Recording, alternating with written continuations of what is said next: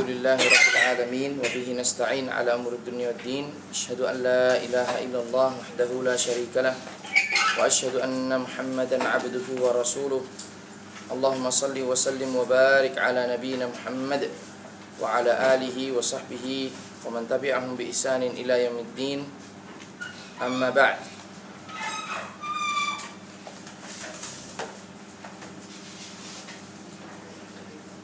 Pada kesempatan kali ini saya ucapkan ahlan wa sahlan, marhaban, selamat datang wahai talibul ilm, tulabul ilm.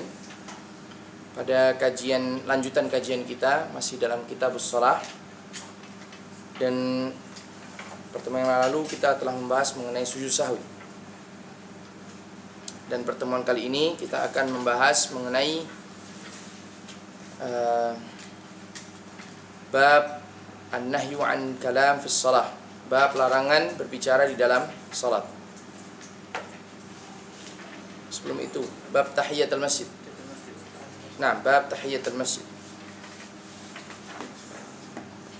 Ini muka surat 89. Nah, sudah siap semuanya insyaallah? Sudah insyaallah. Assalamualaikum warahmatullahi wabarakatuh. Tarik saja kursi satu. Oh, ada. Nah, bab tahiyatul masjid, bab mengenai salat tahiyatul masjid. Dan di sini ada dua hadis. Ada satu hadis ya. Satu hadis yang akan kita bahas, yaitu hadis dari Abi Qatadah. Saya akan bacakan hadisnya dan saya minta diikuti karena hadis ini pendek dan sebaiknya untuk dihafalkan. An Abi Qatadah Al-Harith ibn Rab'. Al-Harith ibn Rab'. Saya ulang. Al-Harith ibn Rab'i Al-Ansari. Al-Harith ibn Rab'i Al-Ansari radhiyallahu anhu. Qala Rasulullah sallallahu alaihi wasallam. Idza dakhala ahadukum al-masjida fala yajlis hatta yusalli rak'atain. Saya ulang. Idza dakhala ahadukumul masjida fala yajlis hatta yusalli rak'atain.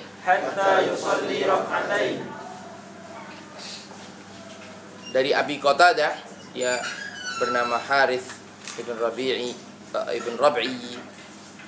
Al-Ansari, berasal dari kota Madinah, sahabat Ansar. Nabi sallallahu alaihi wasallam bersabda, "Idza dakhala ahadukumul masjid," apabila salah seorang di antara kalian masuk ke dalam masjid, fala yajlis, maka hendaklah dia tidak segera duduk, hatta yusalli rak'atain, sampai dia melaksanakan salat 2 rakaat. Dan yang dimaksud salat 2 rakaat di sini adalah salat tahiyatul masjid. Kemudian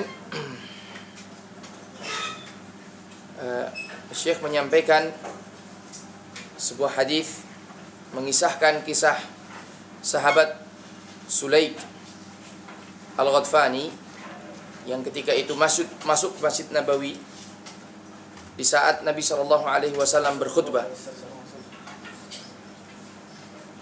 Dan ketika beliau menemukan Nabi SAW sedang berkhutbah, apa yang dia lakukan? Dia langsung duduk.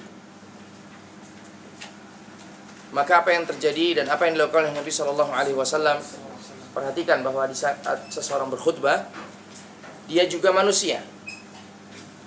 Dia juga memperhatikan para mustami'in, para pendengar. Dan dia juga diizinkan untuk berbicara dengan mustami'in, dengan pendengar, atau menjawab pertanyaan dari para pendengar. Namun pada saat khutbah lebih formal dari kuliah-kuliah biasa. Karenanya tidak sembarang orang boleh bertanya dan mengajukan pertanyaan. Namun apabila pertanyaan itu sangat penting untuk dijawab, maka boleh diajukan ketika berkhutbah. Dan ini tidak termasuk ke dalam larangan untuk bercakap, karena dia bukan bercakap dengan kawannya tetapi bercakap dengan khatib, dengan khatib. Di sana ada bedanya antara khatib dengan khatib. Dengan khatib. Nah, di sini ternyata Nabi SAW tidak membiarkan Sulaik untuk meninggalkan salat tahiyatul masjid. Karenanya Nabi memerintahkan Sulaik untuk berdiri. Pertama beliau bertanya untuk mentahqiq, jangan-jangan beliau yang lupa tidak melihat Sulaik salat 2 rakaat.